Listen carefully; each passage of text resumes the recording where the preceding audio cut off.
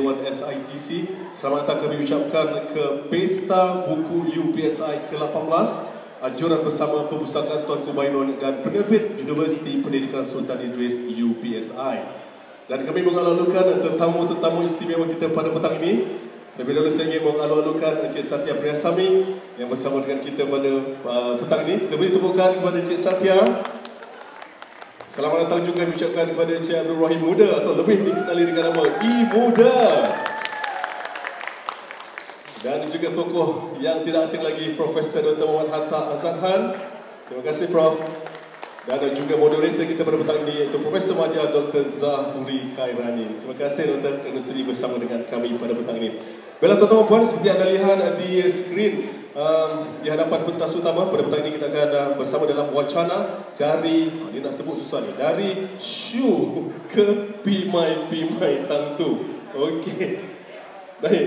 Tapi sebelum kita mulakan wacana kita pada petang ini, saya ingin mengajak tuan-tuan dan puan, para pengunjung dan juga para tetamu yang beragama Islam untuk kita mulakan majlis pada petang ini dengan bacaan umul kitab Al-Fatihah, dan kita niatkan untuk disedekahkan kepada nama-nama berikut: Sabtu Husin atau lebih dikenal dengan nama Mamak Maidin yang telah kembali ke rahmatullah pada tahun 1991, juga kepada Muhammad Abdullah ataupun Pak Busu kembali ke rahmatullah pada 16 Disember tahun 2000, Zami Ismail ataupun Pak Uda meninggal dunia pada 19 Jun 2011, dan juga Ahmad Busu atau lebih dikenali dengan nama Madris yang telah kembali pada 10 November 2013. Sama-sama kita bacakan surah Al-Fatihah dan disedekahkan kepada nama-nama berikut. Al-Fatihah.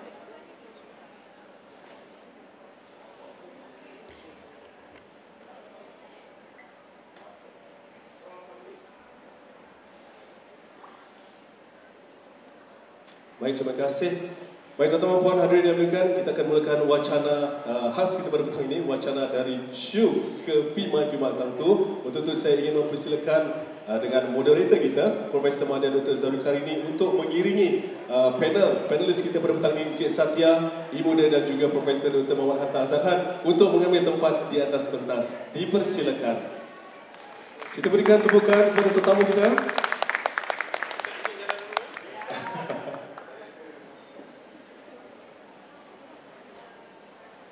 Sambil-sambil itu saya ingin mengalu-alukan para pengunjung, para tetamu untuk mengambil tempat duduk di hadapan ini. Dan di akhir wacana kita, jangan lupa untuk bertanyakan apa-apa saja soalan kepada tetamu kita untuk sama-sama kita kongsikan bersama pada petang ini. Baik, Dr. Zahuri, okey? Boleh? Halo. Okey. Baik, tanpa melengahkan masa lagi, saya serahkan kepada moderator untuk memulakan wacana dari Shu ke Pimai Tangtu. Silakan Doktor. Okay, terima kasih saudara pengerusi majlis. Pertama-tamanya kita panjatkan kesyukuran kepada Allah Subhanahu Wa Taala kerana kita diberi kesempatan untuk bersama-sama pada petang ini, dan susuk-susuk yang ada di atas pentas ni bukanlah asing bagi perkembangan khasnya produksi persembahan, seni persembahan di Malaysia. Yang saya muliakan Ketua Pustakawan Ibu Reha dan semua staf Perpustakaan Tuanku Bainun Universiti Pendidikan Sultan Idris, staf-staf yang saya hormati lagi kasihi, Profesor Dr. Hatta Azadhan, ya. Saya akan perkenalkan sebentar lagi siapa dia dengan saya. We have a personal touch, ya. Di ujung sana sekali lagi, ya, abang yang muda. Siapa tak kenal abang yang muda, ya. Okey. Dan di sebelah kanan saya sudah tukar. Ya. Ya, Encik Satya. Abang, sekarang sudah tukar nama abang, bukan Satya, Babyface. Babyface. Saya pernah dengar Babyface ni. Okey. Assalamualaikum warahmatullahi wabarakatuh. Salam sejahtera kepada anak anda pelajar. Sila ambil tempat anda. Jangan lepaskan peluang pada petang ini. Bukan saja kita berkenalan, tapi kita mengimbau kembali yang berusaha pengurusi, ya. Kalau kita sebut SYY, kita sebut SYY tau. Kita tak sebut saya pun dulu sebut macam tu juga. Tapi bila Prof Hatta aja SYY, oh kita pun tahu SYY, ya. Dari SYY ke Pimai Tangtu. Bagi generasi saya yang telah dibesarkan dengan siri televisyen dari SYY sendiri ya. Di mana ini adalah satu siri yang kita tunggu pada setiap malam ya. Setiap minggu sebenarnya ya. Dan ini juga pernah dipersembahkan di pentas ya. Pernah disembahkan di pentas dan juga kesinambungannya ke Pimai-Pimai Tangtu yang merupakan satu siri sitkom paling lama di Malaysia. Ya, berikan tepukan ya. Paling lama di Malaysia dan bukanlah mudah untuk sesuatu siri itu kelestariannya berpanjangan dan berkekalan. Okey, saya Muhammad Zahuri bin Khairani dari Fakulti Seni, Kelestarian dan Industri Kreatif. Ya, dengan ini memohon izin daripada panel dan juga penganjur serta hadirin dan hadirat sekalian untuk memulakan sesi boleh kita katakan forum lah pada petang ini ya. Biar saya perkenalkan tetamu yang ada pada petang ini. Yang pertama ialah Hatta Azadhan. Okey. Mungkin generasi baru ni agak tahu melalui kalau FYP keluar daripada TikTok tu kan. Lalulah abang muda Satya hari-hari ya keluar ya. Saya pun sebab nak tengok balik ya. Profesor Dr. Hatta Azadhan asalnya Besut Terengganu. Mendapat pendidikan awal. Yang ini saya kena sebut Prof. Sekolah Tunku Abdul Rahman Ipoh. Tuanku Abdul Rahman Ipoh. Star dekat Tiger Lake. Saya dulu saya Michael. Jadi we are not in same line sebenarnya kan. Okey, Star ni adalah sekolah antara kebanggaan di negeri Perak selain daripada MCKK ya. Star ni dia kuat rugby bro. Kalau lawan dengan sekolah saya, kalau kami dapat touch, mana kami menang? Biasanya kami kalah kosong. 40-0, 60-0. Tapi kalau kami berjaya buat satu touch, maknanya kami menang, budak Star balik menangis. Ya. Star adalah sekolah selected boarding school Okey. Seterusnya menganjurkan pengajian dalam bidang drama teater di Universiti Sains Malaysia, seterusnya ke Purdue University USA dan juga New South Wales University of Australia. Bekas pensyarah UKM. Prof Hatta adalah dekan pengasas. Selamat datang kepada Kak Intan dan Kak Yati. Sila duduk depan Kak. Sila. Dah ada tag nama situ. Saya je yang nampak tag.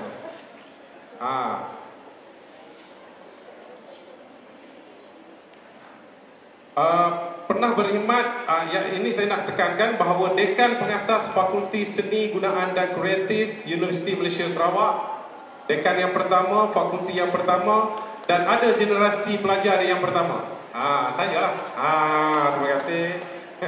Saya ambil minor drama teater di bawah Prof Hatta. Alhamdulillah, he's the one who shaped me who I am today. Okey, seterusnya pernah menjadi pengarah Akademi Seni Kebangsaan. Kemudian ketua pengarah Istana Budaya, dekan Fakulti Teknologi Kreatif dan Artistik UiTM dan menerajui Akademi Seni Budaya Warisan.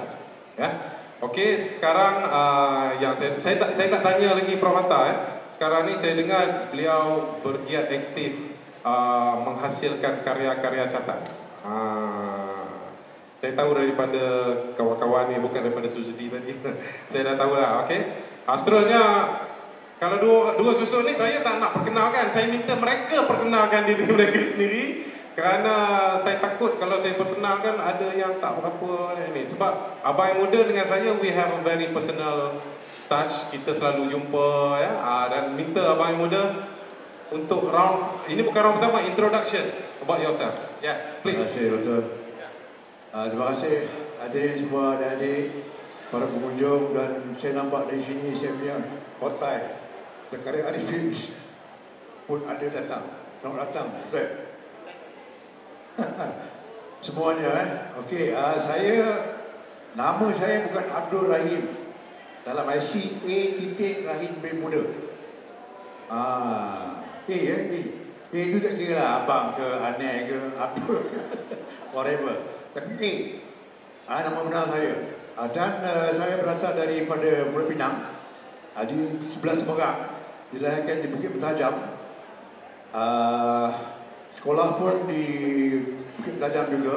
Rumah saya bersebelahan dengan penggoyang. Saya memang kaki goyang masa kecil-kecil dulu lah. Okey.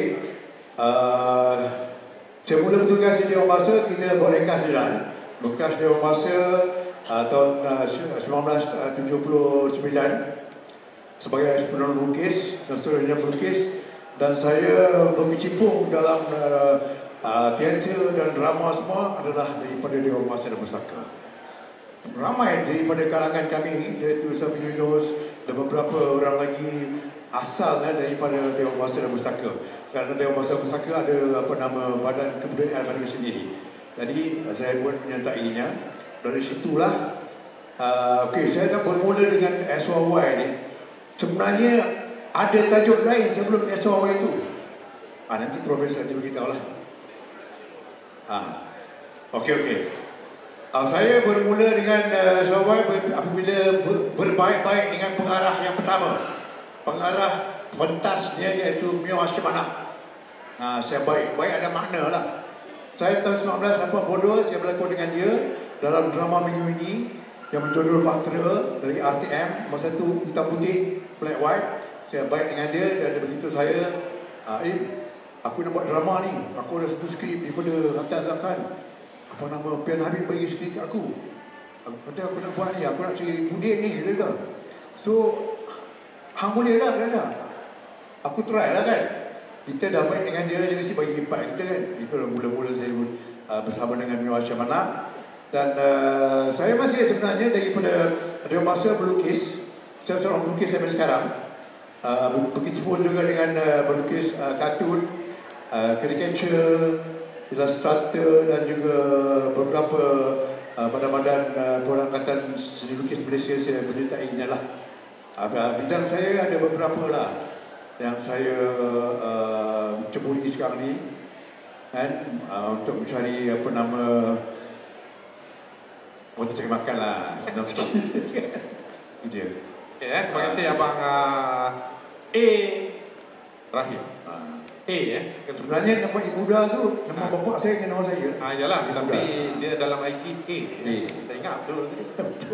Rahim. Rahim. Pasal Rahim dia ada hero dekat Jalan Ampas tu. Dia punya orang jahat, pelakon jahat tu. Kalau saya buat Rahim dia sama dengan dia. Okay, alright. Terima kasih Abang Imuda. Kita pergi kepada Satya. Introduce Babyface, Introduce yourself first. Ya, Pak. Please. Okey, nama saya Satya tapi nama sudah tukar lah. Sudah tukar jadi Babyface. Apa saya tukar? Tukar bukan saya tukar macam Raja Lawang yang muda-muda dia orang tukar. Abang umur berapa? 50 lebih. Tak nampak tua lah, Pak. Dari dulu sampai sekarang ni macam saja macam Babyface. Itu sudah kena Babyface. Saya banyak senang, saya sekolah, dapat start lakon. Saya punya post saya lakon. Profesor Dr. Harta, dialah my first director macam. Saya dari tangan dialah saya lahir. Sekarang sudah 40 tahun saya lahir 64. 2024 saya 60 umur, sekarang 59 N 9 tahun 60 tahun macam. Okey, itu saja, banyak simpelnya. Ya, banyak simpel tapi impak yang besar kalau setiap kali muncul di televisyen dan filem. Itu ikut kawan abang. Ikut kawan, kadang-kadang kita pun boleh overshadow kawan. Tamu. Okey, Satya, kalau personally saya paling terkesan dengan lakonan Satya sebagai pengawal keselamatan dalam filem untuk filem STEM karya KB Batia. That was a very good films. Selalu ditayangkan di Astro, high content, dan bagi saya ia merupakan satu filem yang ada isi kandungan yang tersendiri. Nanti saya akan tanya pasal STEM. Okey, 2010 Bang. 2010 tu lama dah, 13 tahun yang lalu ya. Okey, hadirin dan hadirat sekalian, kita dah ada sesi pengenalan ya bersama dengan panels kita pada petang ini. Sebelum kita teruskan untuk round yang pertama, insya-Allah kita habis ni dalam masuk maghrib nanti kita selesai. InsyaAllah. Kita minta penganjur penganjur untuk menayangkan, kita ada montas sedikit untuk pada hadirin, dan kita lihat montas, dipersilakan.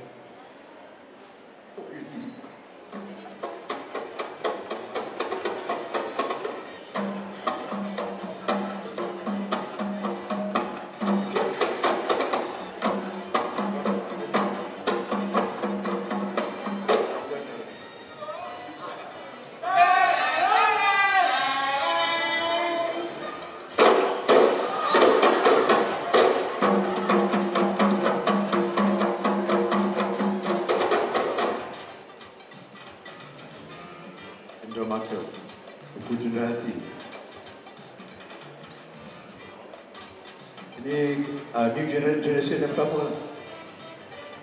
Ini stage yang di experimented dekat UKM. Abang tahu lah ni yang cakap. Mesti kata lain kali kalau kita nak masuk TV, kita mesti tengok cermin. Bila kita tengok cermin, bila cermin tu kata, okey lah, kau boleh masuk TV. Kau boleh masuk TV. Tapi cermin kata,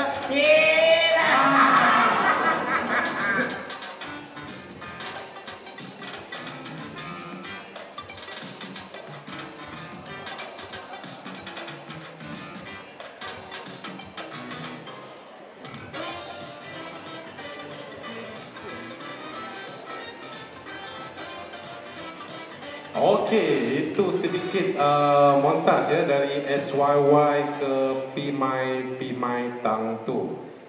Jadi molek kiranya kita buka sesi forum kita, sesi dialog kita, whatever lah ya, kepada Profesor Dr. Hatta Azhar.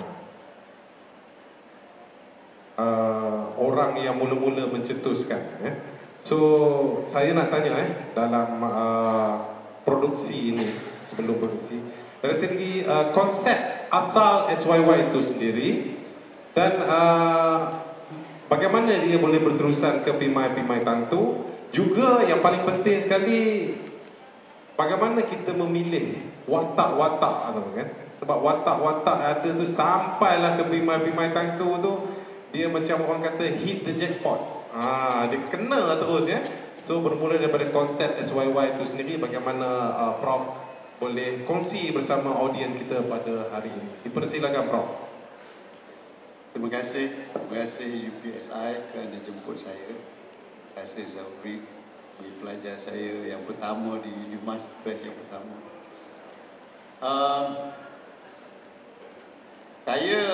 Ramai orang kata saya sangat serius. Tapi sebenarnya saya adalah seorang yang mesti ketawa setiap hari. Saya suka ketawa. Saya melihat apa saja yang diceritakan kepada saya ataupun yang saya baca, saya akan melihatnya dari sudut pandangan yang humorous. Ya? Saya mesti melihatnya dari sudut jenaka. Jadi bila saya buat SYY, tadi Im kata tajuknya lain kan? Asal saya jumpa dengan seorang wartawan New Straits Times masa itu dari Kedah. Dia cerita pada saya ada satu tempat di Pantai Dalam KL yang pada ketika tertentu baunya sangat wangi menusuk hidung. Bau tu datang daripada loji penapis najis. Jadi satu hari saya bawa kereta, saya masuk, saya tengok saya kata this is a good material for a very serious comedy kan. Saya selalunya ambil perkara-perkara yang serius tapi dilihat sebaliknya kan. Jadi itulah timbulnya mula-mula tajuk yang mula-mula saya pakai adalah huruf N bracket T.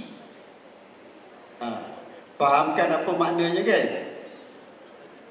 Tak tahu mana. N tu maknanya najis. T tu tahulah kan? Bracket apostrophe. Mio Hashim Manap dapat skrip ni dan dia nak buat. Dia bawa ke DBKL, bahagian kesenian kalau tak salah saya, bahagian kebudayaan lah. Pegawai yang tengok skrip tu, dia kata, ini tak boleh ni, ini anti. Anti tu bawa masuk yang negatif, kata dia, tak elok. Kalau nak buat juga, terpaksa tukar tajuk. Mio datang ke rumah saya, ceritakan segalanya. Saya kata, oh cerdiknya orang Bandaraya. Saya kata, tak apa Mio, tak apa. Kalau dia tak nak anti, kita tukar. Kita tukar jadi kita jangan sebut, kita diamkan saja. So itulah jadi SYY. So Mio buat di panggung Bandaraya Kuala Lumpur pada bulan Disember 1983. Dan salah seorang yang menonton, bukan salah seorang lah, beberapa orang lah, adalah Encik Afsham. Dan juga di sebelah Encik Afsham adalah arwah Jin Samsudin. Saya malam tu saya dengar yang paling kuat ketawa adalah Afsham. Dan yang tidak ketawa adalah Allahyarham Jin Samsudin. So Afsham yang hairan tengok dia, kenapa dia tak ketawa Semua orang satu dewan gamat ketawa, dia tak ketawa So itu juga jadi satu perkara yang menarik. Afsham kata ada orang yang melihat benda yang lucu sebagai serius, tapi ada orang melihatnya sebagai lucu. Saya lepas tu tanya juga dengan arwah tu. Arwah tu sebenarnya dia boleh ketawa, bukan dia tak boleh ketawa, tapi dia muka dia memang serius Dia ketawa cara dia lah Lepas tu Afsham jumpa saya. Dia kata, boleh tak kita jadikan ini sebagai sitcom untuk televisyen. Saya waktu tu baru balik daripada US dan saya dah mengajar diri saya menonton berbagai-bagai sitcom di televisyen. Dan saya terfikir, saya kata macam mana aku nak buat satu untuk Malaysia, TV Malaysia Waktu tu sitcom tak ada dalam TV, tak ada. Yang ada lawak jenaka, secara selang-seli antara nyanyian ada, tapi sitcom tak ada. So Afsham ambil skrip ni dan minta saya rewrite yang seterusnya untuk dijadikan sitcom. Kemudian RTM buat Santan Belada. Saya dan Afsham pergi tengok juga mereka buat Santan Belada. Satu perkara yang menarik tentang apa yang difikirkan oleh Afsham ialah untuk merakamkan sitcom ini di hadapan live audience. Sama macam yang dibuat di Amerika dan juga di England. Mereka rakam sitcom di hadapan penonton. Sebab kita nakkan gelak ketawa penonton yang spontaneous, yang spontan. Saya beritahu Afsham, saya kata, you are very brave. Anda seorang yang sangat berani. Kerana nak buat pertama kali sitcom di Malaysia dan nak rakam di hadapan live audience. Live audience. Waktu tu saya bekerja di UKM Bangi. Jadi UKM ada satu panggung eksperimen yang boleh kita guna pakai secara terbaik lah, untuk letakkan set di lantai dan penonton duduk pada paras yang lebih tinggi. Jadi rakaman yang kita buat lepas pada Dewan Bandaraya Mio tu, kita buat di UKM. Dan kekal di UKM lama. Dia jadi satu perkara yang sangat ditunggu-tunggu oleh pelajar-pelajar dan juga staf UKM. Dan pernah Cinematic masa tu jual tiket budak UKM sudah buat tiket palsu, jual di luar. Tiba-tiba kami dapati yang masuk ke panggung lebih ramai daripada jumlah tiket yang kami jual. Saya kata datang daripada mana Rupanya mereka dah buat tiket palsu dan jual di luar. Kan?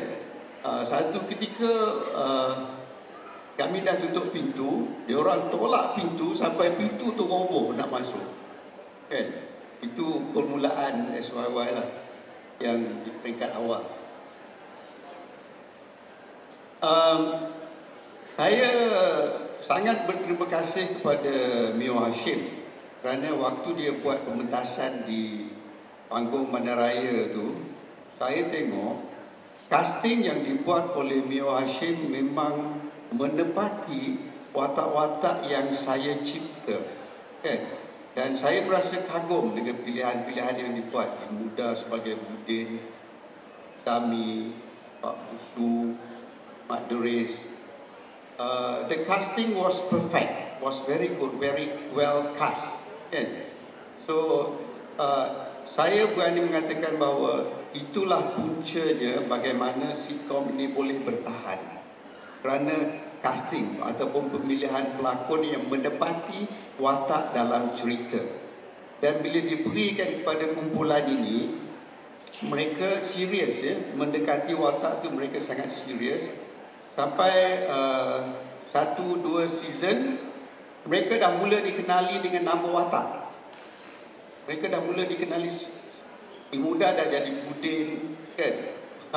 Sampai sekarang, kan, Pak Busu dah jadi Pak Busu, kan? Nama mereka dah hilang. Jadi mereka mendekati watak itu dengan cara yang sangat berkesan. Itu yang membuatkan salah satu alasan kenapa sitcom ini bertahan begitu lama, kerana castingnya perfect, castingnya bagus. Okey, round pertama tentang latar belakang konsep SYY, ya. Bila sebut pasal anti tadi, baru saya teringat waktu saya di Unimas tahun ni, memang ada kita diskusikan tajuk asal SYY ni. That's why what we call sometimes not even music is an aid to memory, but when you say something, it's, you know, it's flashback to what we have learned before and so on. Abang yang muda, ya, abang yang muda, penglibatan awal dengan SYY ni, bagaimana, macam mana di offer, bagaimana abang sanggup terima, boleh dikatakan itu sebagai satu cabaran. Ya. SYY merupakan drama pentas yang pertama. Sebelum ni saya berlakon dengan Zakaria Rifin sebagai pengarah di Riau Bahasa. Drama saya yang pertama pun tulisan Profesor juga, berjudul Mayat. Mayat. Bukan. Saya memang minta jadi mayat pada dia. Pasal drama ni, kononnya, bukan konon, betul. Kita orang pentaskan di Sabah, Sarawak, Brunei. Nak pergi sana tu, hajat di sana, bukan nak berlakon pun. Jadi saya minta jadi mayat. Jadi mayat dalam cerita tu tak ada. Pasal kejadian tu di luar rumah, bukan di dalam. Jadi tak ada mayat. Saya pun pertama kali lah. Lepas tu, sekali habis saya juga dalam filem, bukan dalam filem, pentas Pelarian Raja Putra, apa nama karya Ismail Hasan. Sejak dari itulah saya dipilih untuk drama ini di RTM. Masa itulah saya kenal dengan Mio Hashim Manap. Mio Hashim Manap kerap datang ke Riau Bahasa, kenalkan kawan ramai. Dia pun jumpa dengan orang-orang pelukis, saya orang pelukis kan, kenal di situlah. Jadi bila saya kenal dengan Mio Hashim Manap, saya selalu ikut dia, orang kata-kata pun. Dia pergi mana pun saya bawa di mana, saya bawa baik dengan dia lah, baik ada makna lah, mana masuk dia kan. Jadi bila dia bagi offer saya dalam anti ni, skrip yang pertama tu, dia kata ini tak mau komedi tu, cakap. Pasal komedi, kalau dia nak komedi, lebih baik dia panggil Amin Gurka, dia panggil Al Jaafar. Masa tu memang tak baca skrip pun orang ketawa. Dia tak mau. Dia panggil Zami Ismail, semua pelakon-pelakon SYY adalah pelakon-pelakon serius. Cuma skrip tu, situasi itu yang komedi. Itu dia. Jadi saya agak berat untuk menjadikan benda itu komedi. Betul? Saya sebenarnya seorang yang pendiam yang tak suka pelawak sangat, bukan macam setengah pelawak kan, suka lawak bila-bila masa saja. Saya bukan macam tu. Jadi bila dia beri skrip pada saya akan cubalah. And Mia Simana kata, aku bagi kau seminggu je. Kalau tidak, panggil orang lain. Masa tu kita orang buat rehearsal dekat Anak Alam. Anak Alam sekarang ni Aswara lah masa tu. Masa tu dekat komplek budaya tu ramailah pelakon, Harun Hashim dan ramailah. Dia boleh ambil siapa saja. Jadi bila dia kata macam tu, saya buat sungguh-sungguh lah. Apa jadi pun kan. Alhamdulillah saya dipilih menjadi Budin dalam cerita tu. Tapi masa tu saya ikut skrip yang diberikan lah. Saya tak boleh nak sampai sekarang pun orang tengok Budin memang daripada Penang kan. Jadi saya rasa saya ikut. Masa tu pertama kali saya ikut skrip saja lah. Pertama kali kita orang buat rehearsal dekat Anak Alam. Tajuk dia anti. Apabila nak buat poster, saya buat lukisan poster tu.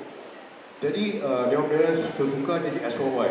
Pasal dalam cerita tu orang-orang kampus dengan Sriwangi tu merasa mereka terhina. Kampung mereka nama Kampung Sriwangi. Bila kau datang bau busuk. Dan watak di situ juga Mak Degil kerja dia masa tu pengangkut tu. Dulu-dulu lah kan, dia dodot kan, bila orang buang air, dia tunggu belakang. Itu dia Mak Degil kan. Jadi bila dia kata fikir juga 2-3 hari juga nak tukar tajuk SYY ni, apa nak bagi nama kan. Jadi bila dia sebut kampung kita nak jadikan jangan sebut malu. Jadi itulah tajuk diberikan. Masa tu penerbit dia saya kecil pun rasa pertama kali. Kita orang syuting dekat experimental theatre dekat UKM tu.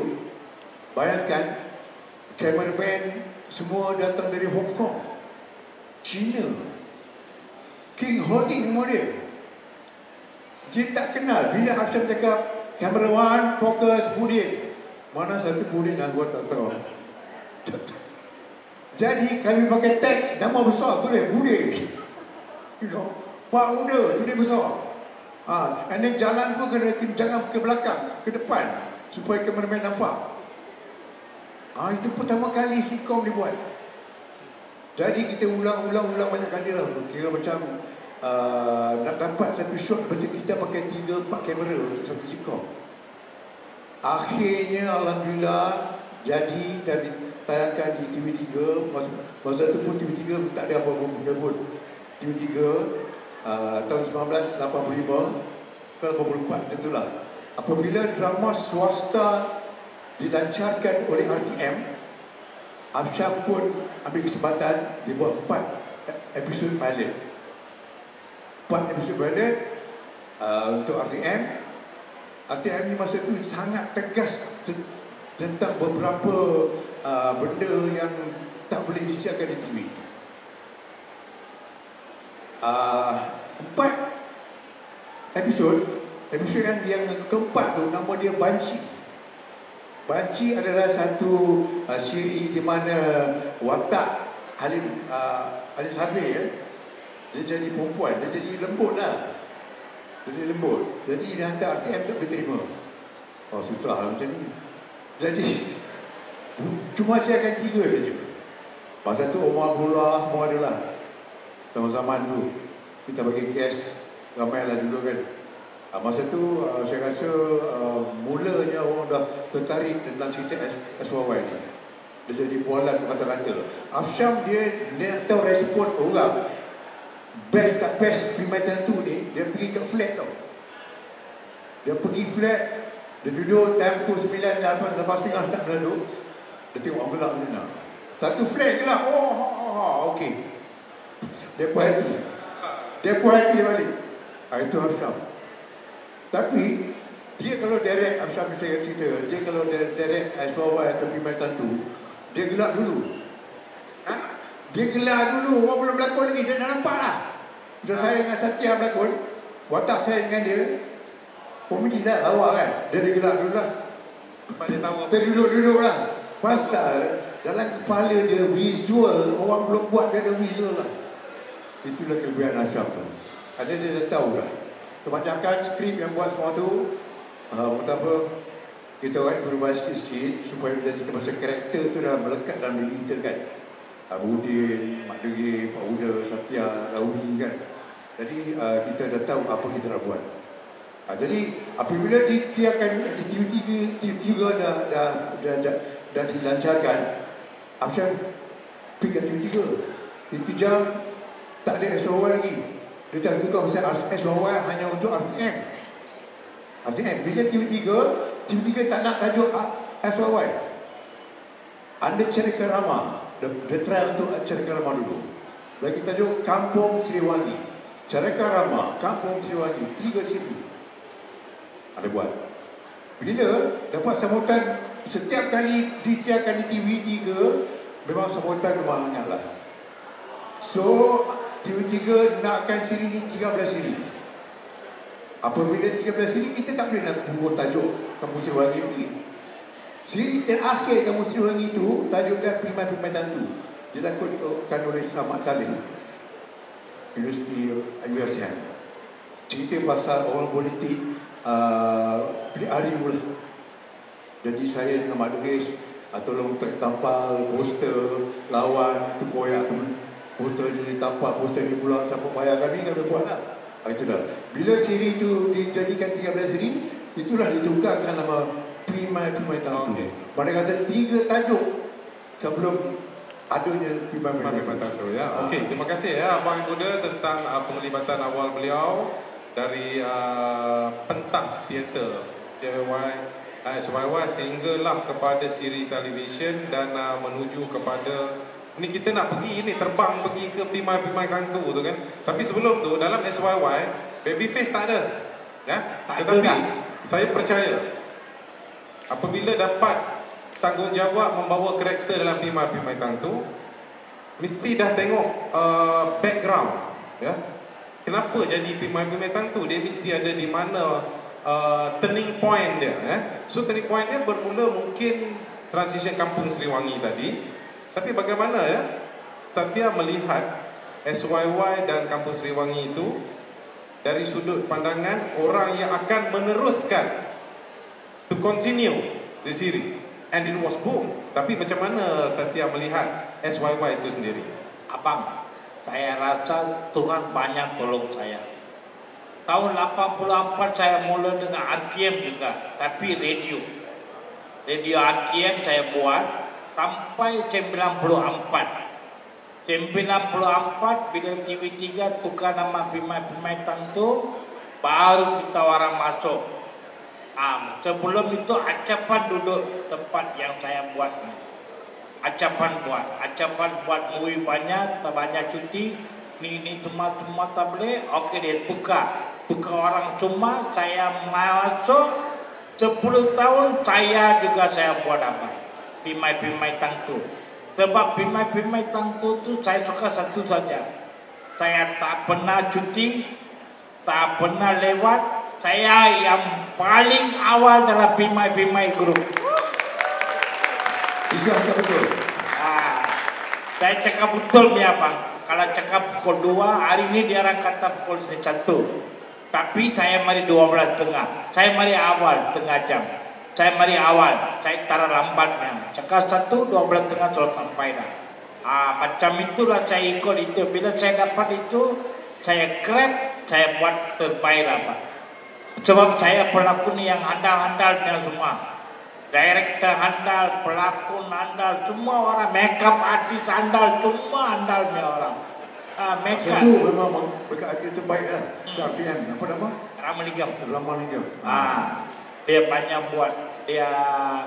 Dia memang sesuai untuk pelakon, tapi mainnya makeup dia sesuai. Saya ikut, saya banyak senang. Tuhan tolong saya. 94 saya start sampai 2004 saya dengan Pimai juga. Lepas Pimai sudah habis, saya pergi senario. Lepas senario saya pergi Raja Lawak. Macam itulah sampai sekarang bang. Sorry ya. Satya masuk bila Pimai Tantu dah jadi pindah ke rumah flat. Rumah flat ya. Flat Sriwangi nama dia. Ya. Tambah sikit Prof. Apa ni, saya jelaskan sikit ya. Daripada SYY jadi Pimai Tantu. Masa SYY itu kita bersiaran dekat RTM 1. First season 13 episod. Nak masuk second season, we send the proposal to RTM. Tapi RTM macam saya sebut awal tadi, dia dah nak cuba nak buat dia punya sendiri, Santan Belada dan sebagainya. Jadi proposal yang datang daripada sinematik tu disimpan. Disimpan. No news, nothing. No answers, nothing. Sampai Hafsyam datang jumpa saya, dia tanya saya, "Tak, you ada musuh kat RTM ke?" Saya kata, "Musuh apa?" Sebab proposal kita dia tak jawab pun, dia buat diam je, kan? Jadi saya kata, "Oh, okey." Head of drama masa tu saya kenal baik. Tapi dia pun ada agenda dia, kan? Dia ada agenda dia. Saya kata, "Tak apalah Syam, kalau dia tak nak, kita cuba TV3."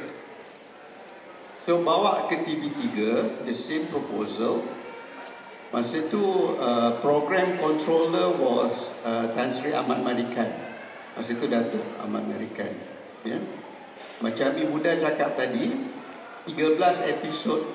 Ada 2 episod yang tajuk dia Pimai Tantu. So maknanya Pimai Tantu tu adalah tajuk dalam SYY. Tapi Ahmad Marikan dia kata, "I like this title. Kalau nak masuk TV3, we change the title, gunakan yang ini." So that's how it became Pimai Tantu. Asalnya 2 episod dalam SYY. So sejak itu kita tukar, memang kita pakai Pimai Tantu terus sampai selesai, sampai akhir, kan, sampai akhir. Dan Hafsyam dia kepala dia sentiasa berfikir bagaimana nak menjadikannya lebih baik, bagaimana nak mendapatkan crowd yang lebih. Jadi dia kata, "Okeylah tak, loji penapis tu mungkin dah dibuat di kampung Sriwangi," kata dia. Jadi penduduknya mungkin dah dipindahkan, ya. Jadi dia cadangkan pindah ke flat Sriwangi. Warung masih ada, Mak Usu ya, ada warung. Dan flat, dia kata di bawah tu selain daripada warung mesti ada kedai lain. So kita wujudkan driving school, Ravi masuk, kemudian ada salon, Lucy masuk, kan. Saya tengok, saya kata, ini lebih cantik, kan, sebab dah ada multiracial cast, kan.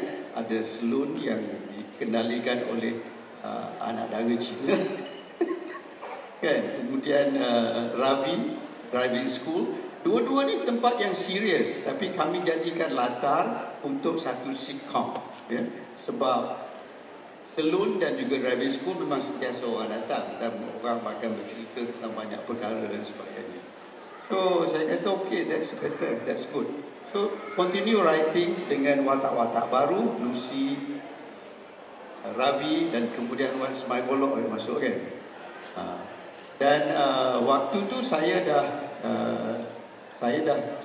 ke Australia masa tu. So Hafsyam was very worried that siri itu tak boleh diteruskan bila saya tak tulis skrip. Saya kata, I can't be doing it all the time. So dengan apa yang saya sediakan, watak-watak yang saya sediakan, we call in writers, other writers to come in. Kita panggil Zakaria Arifin, kita panggil Johan Jaafar, kita panggil Adibah Hamid, kita panggil Anwar Idris, dan they are all very good writers. Mereka penulis yang baik. Mereka teliti daripada awal Mereka ambil karakter, study everything, and mereka boleh menulis sama seperti yang saya tulis.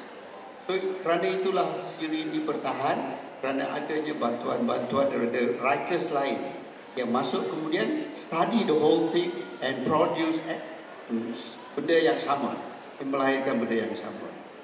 So bila saya tak ada pun benda itu terus berjalan. Mungkin Prof boleh tambah sikit ya.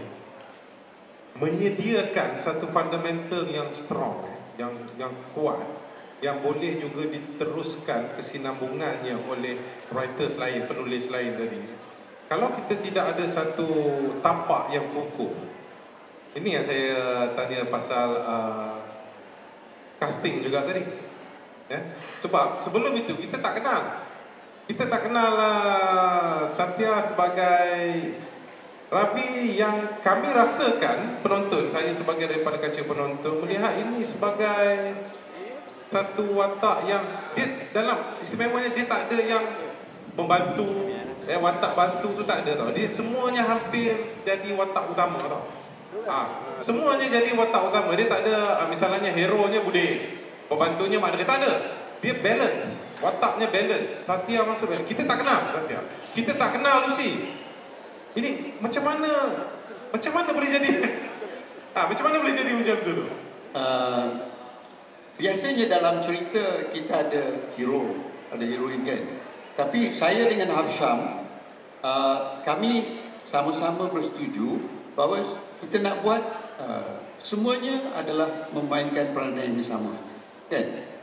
Sama penting, sama berat, sama ringan. Memang it was difficult to do it. Memang susah, kan? Kadang-kadang bila saya tulis ada watak yang tak ada, kan? Hafsyam makan cue saya, dia kata no, kita nak semuanya ada. Semuanya ada, kan? Jadi harus juga difikirkan bagaimana nak buat tu. It was not easy. It was not easy. Ya, sebab satu cerita dia mesti ada orang yang utama menjalankan cerita, lead, kan?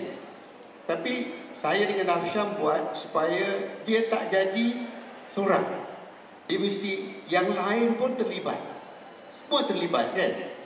Jadi sekarang dah ada driving school, dah ada salon. Jadi environment yang melahirkan watak-watak ini masuk ke dalam watak asal.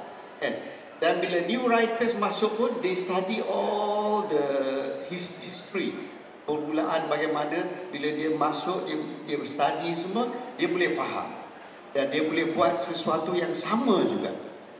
Kalau anda perhatikan, anda tengok balik Pimai, dia tak ada karakter lead tu, tak ada. Semuanya memberikan sumbangan yang sama, sama banyak. Inilah saya rasa merupakan salah satu sebab bagaimana viewers, masyarakat ataupun penonton melihat bahawasanya mereka tetap akan lihat Ravi Ram tu. Mereka tetap akan lihat Lucy. Mereka tetap, ini yang baru, saya cakap yang baru. Dan pelakon-pelakon yang dah memang strong lah. Dia dah memang ada karakternya, dah memang ada namanya, terutama daripada SYY itu sendiri. Mungkin saya pergi kepada Satya sekejap. Okay. Dalam Pimai-Pimai Tangtu, kita perhatikan Prof Hatta dah cakap tadi pasal the element of multiracial, unsur-unsur kemasyarakatan masyarakat majmuk Malaysia. Saya rasa ini telah dimulakan daripada zaman Piramli, telah dimulakan bahawa adanya bangsa-bangsa yang suku kaum yang ada di Malaysia ni kita masuk bersama. Sebab saya percaya bahawa ia membentuk budaya dan nilai tempatan. Ia membentuk. Sebab kita yang kena implement benda ni. Kalau dalam televisyen tu kita duk cerita pasal orang Melayu je, kita cerita pasal orang India je, jadi kita akan terpecah begitu tau. Ini dari segi sudut psikologi. Jadi untuk Satya, apabila terlibat dalam Pimai-Pimai Tangtu, ada orang Melayu, ada orang India dan ada orang Cina.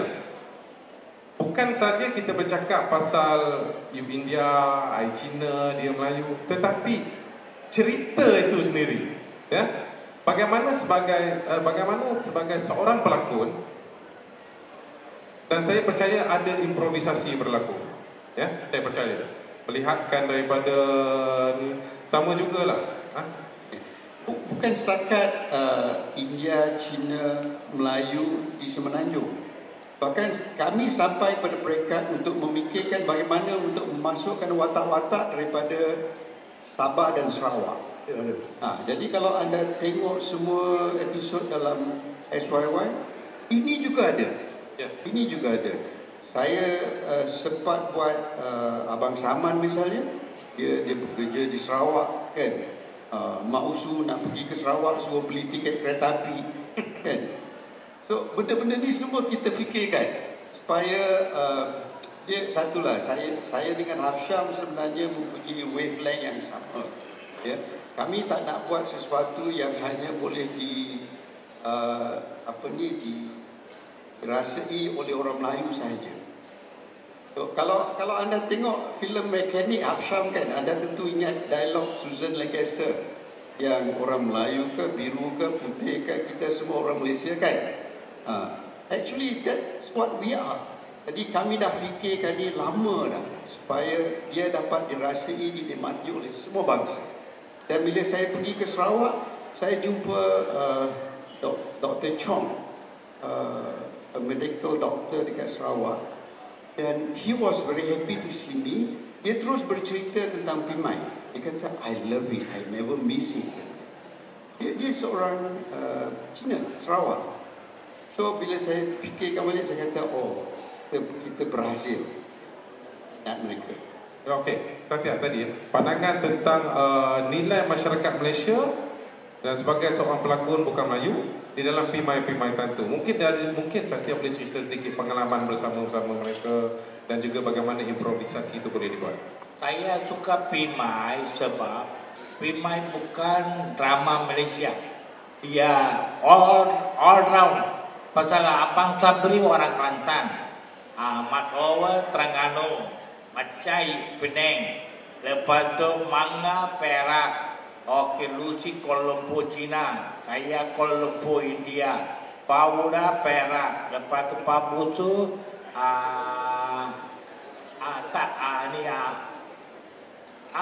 Pak Busu Negeri Sembilan. Dia macam satu negara satu orang. Itu kita happy Abang. Pasal kadang-kadang saya masuk, Abang Sabri cakap Kelantan, saya tak faham. Saya tak faham apa dia cakap, apa. Lepas itu kita pasal Pimai, kita rehearsal hari Isnin, Selasa, Rabu, Khamis, 4 hari kita rehearsal, Jumaat recording. Itu 4 hari lah kita belajar Bang. Kita sekarang saya boleh dengar, saya tak boleh cakap, tapi saya boleh dengar Kelantan, Terengganu, Penang, Penang tak apalah. Penang boleh pi mana-mana pi lah. Okey, Penang boleh. Tapi macam Terengganu sama Kelantan susah. Kita rehearsal 4 hari kan, apa dia cakap semalam. Okey, besok macam apa cakap. Dia cakap, macam saya cakap ni macam ni. Saya ikutlah, saya belajar. Saya itulah happy ya. Dia kelas belajar, rajin lah. Kita kelas pandai punya. Belajar rajin Abang. Belajar apa Abang cakap saya tak faham, tapi saya tanya Abang. Apa itu Bang? Alah piti siapa tu? Saya tu uang lah. Piti uang lah. Macam itu diajar. Kita belajar, kita buat terbaik Bang. Kadang-kadang dalam Pimai-Pimai tu, kita perhatikan Satya pun agaknya bila dia dah blur tu, dia pergi balon cakap Tamil pula kan? Ya. Lepas tu apa-apa salah saya cakap surat tukar kah? Dia pergi balon, dia anggap macam tak apa. Ada yang bila kita tengok kan balik kan, tengok sekali Satya sudah keluar dia punya Tamil. Tamil. Maknanya ini sudah. Jadi it was not planned, you know? Not planned. It was not planned. It was so spontaneous. Ya. Tapi yang menarik di dalam Pimai-Pimai ini sama juga bila Lucy cakap Cina. Dia jadikan satu elemen yang kami viewers melihat dia tambah baik tau. Dia jadi walaupun kita tak faham apa Satya cakap, kan? Sebagaimana dia tak faham lah mungkin Wan Semagolok cakap tak apa. Kan? Tapi inilah yang saya dapat rasakan bahawa satu pewarnaan dan the uniqueness of the production. Lucy pun macam itu juga Bang. Dia cakap, saya cakap Tamil, dia pula tukar Cina cakap. Jadi benda tu saya rasa tidak dirancang pun. Takkan ada skrip bahasa Cina dan bahasa Tamil kan? Memang tak ada kan? Tapi kalau dia cakap Tamil, saya balik-balik. Sebab dia boleh cakap bahasa Tamil. Gitu. Tapi saya respect apa nama Rawi ataupun Satya dalam permainan tu dia sangat tekun. Ada satu siri tu nama dia tajuk Raja Pantun. Dia memang ikut skrip pantun betul-betul. Dia hafal. Bila saya Pak Dering, Bahasa Mengkolok, kita orang tak ingat pantun. Main bedah je. Bila tak bagi dia apa, dia cakap suruh tukar ke? Dia main pantun, suruh tukar. Suruh tukar lah. Jadi itulah mula dia. Itu yang mula dia punya tagline itu Tagline itu memang saya rasa mungkin berlaku di dalam tu. Dan akhirnya we not expecting that's term sudah tukar tu jadi satu term yang sudah tukar Rabi. Ya. Tak, itu yang minggu yang pertama. Minggu yang pertama saya buat pimai, saya pantun kena cakap dengan Pak Bucu, jangan pantun lah, kalau saya pantau tak boleh tahan. Saya boleh pantun 2 karat ya, karat. Karat itu macam hang, ini kerat lah. Itulah bang, first episode saya pakai surat tukar sampai habis episode pun masih pakai lagi. Hari ini pun pakai, sekarang pun pakai. Jadi pengalaman Satya sebagai pelakon bukan Melayu, bagaimana Satya melihat apakah ini sebenarnya masyarakat Malaysia? Apakah ini sebenarnya masyarakat Malaysia yang berada terutama di flat, di kawasan-kawasan perumahan? Pengalaman di situ ni, apakah Satya bawa pengalaman yang sedia ada di luar tu, kita masuk dalam tu sekali? Ya bang, sebab kita buat drama ini Pimai Tangtu, satu cerita satu hari. Hari ini banjir, kita buat banjir. Ada orang pecah rumah. Ada orang hilang anak. Tiap-tiap minggu isu sementara. Hari ini macam luar hujan kan. Kita hari ini dalam sini cakap pasal hujan. Luar hujan, banjir, tiba-tiba cuma jadi banjir. Macam itulah pak kita ikut. Jadi isu ataupun isu semasa. Maknanya masyarakat boleh relate kan? Masyarakat boleh relate. Pasal dia Pimai Tangtu kira mewakili lah masyarakat Merahan, mau flat yang mana berbagai kaum dengan masalah-masalah masing-masing kan. Semua cerita-cerita macam tu memang terjadi di mana-mana mau flat, di mana-mana saja. Jadi kami cuma melakukan mewakili mereka yang duduk di flat gitulah. Dan benda-benda macam tu mungkin terjadi dan ada yang terjadi. Kan? Kita macam Satya sebagai pemandu sekolah pemandu kan, dia tak ajar mandu pun. Dia tak ajar. Dalam office je tak ada pun rakaman dalam tu.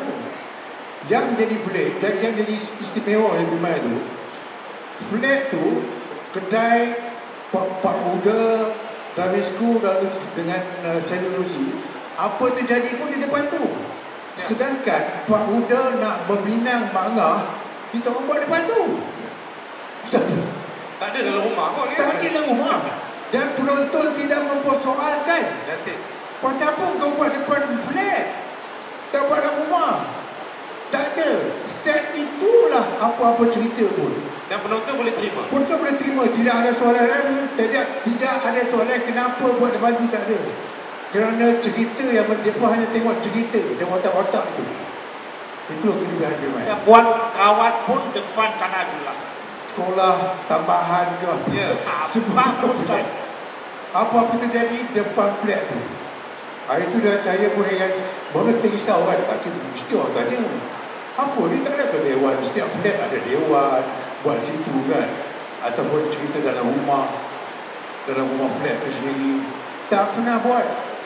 Kahwin ke apa jadi pun depan tu. Kita apa tiga buat apa nama pemindangan Pak Uda dengan Mak Ngah. Betul. Okey, jadi yang dia makin moderator kuat cakap makin hujan lebat. Jadi kita dapat satu teladan tau. Saya penonton ya.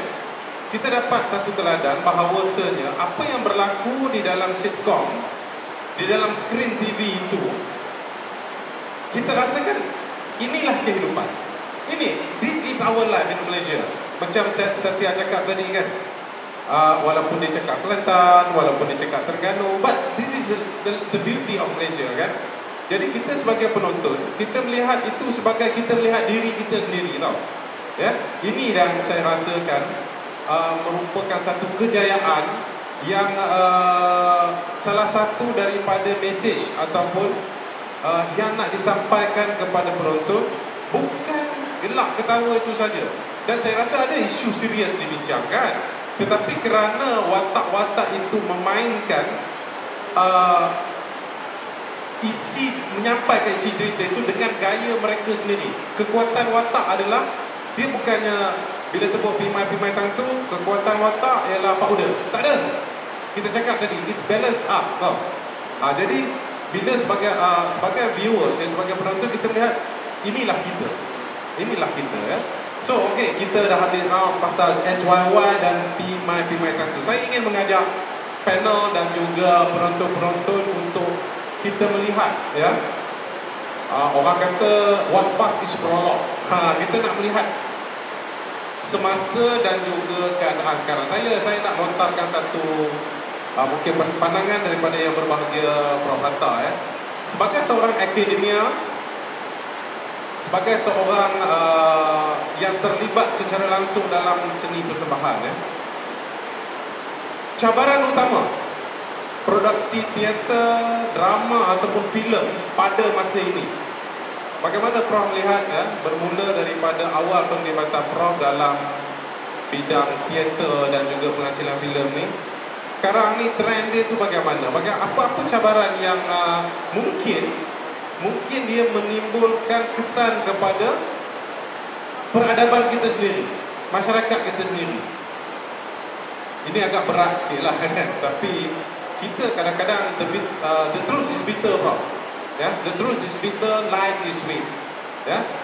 Bagaimana Prof melihat sebagai orang yang saya rasakan dah lama dalam pembikinan filem, teater, mempersoalkan budaya, nilai tempatan, trend yang ada pada sekarang ni, apa challenge utama dia? Cabaran utama dari pandangan Prof sebagai akademia dan juga pegiat filem. Silakan. Kalau saya bertitik tolak daripada Pimai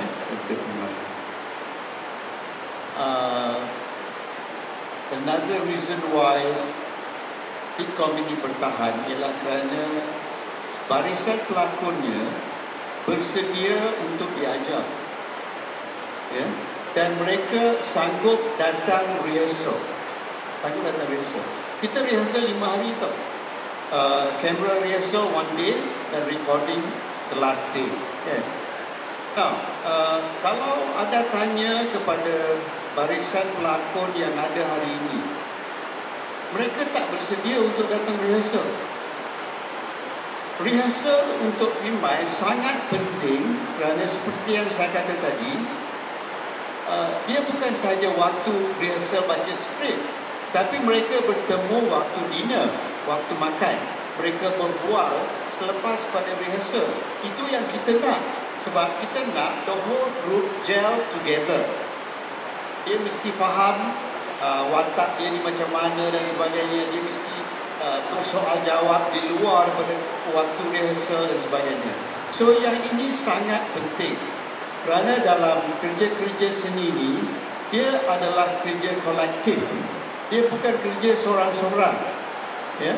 Jadi kalau you tak boleh bekerja sama dalam satu kumpulan, itu masalahnya. Itu masalahnya. Dalam Pimai, we bring them together for 5 days. Kan? Jadi selain daripada tengok skrip, dia boleh bagi idea. Dia boleh tengok, kau cakap macam ni, aku ingat macam ni lebih baik lah. The group of actors here, dia boleh ad-lib. Ya? Kalau saya arah, saya dengar dulu apa yang dia ad-lib. Kalau benda tu menjadi, ya go ahead, do it. Kan? So itu yang kita nak. Itu yang kita nak. Mereka boleh menguatkan cerita dan skrip by being together. Sebab mereka bincang. Mereka bincang dan mereka persoalkan banyak perkara. Kan? Dan kadang-kadang tanya direct dengan saya. Saya kata, oh ya, itu silap. Kita betulkan. Ya? Itu maknanya rehearsal. Kita dengar balik. Rehear. Kan? So, this group sanggup buat itu. That's the reason why it became so good. Dia boleh bertahan. Tapi hari ini agak susah sikit. Kita nak panggil orang rehearsal ni, dia tanya macam-macam lah. Dia tanya rehearsal berapa jam, 1 jam berapa bayaran, berapa hari dan sebagainya kan. So dia nak kira, semua tu dia nak kira. Kan? Sepatutnya film making hari ini menjadi lebih murah. Kerana kita dah ada digital camera. Zaman saya mula-mula buat filem, it was difficult.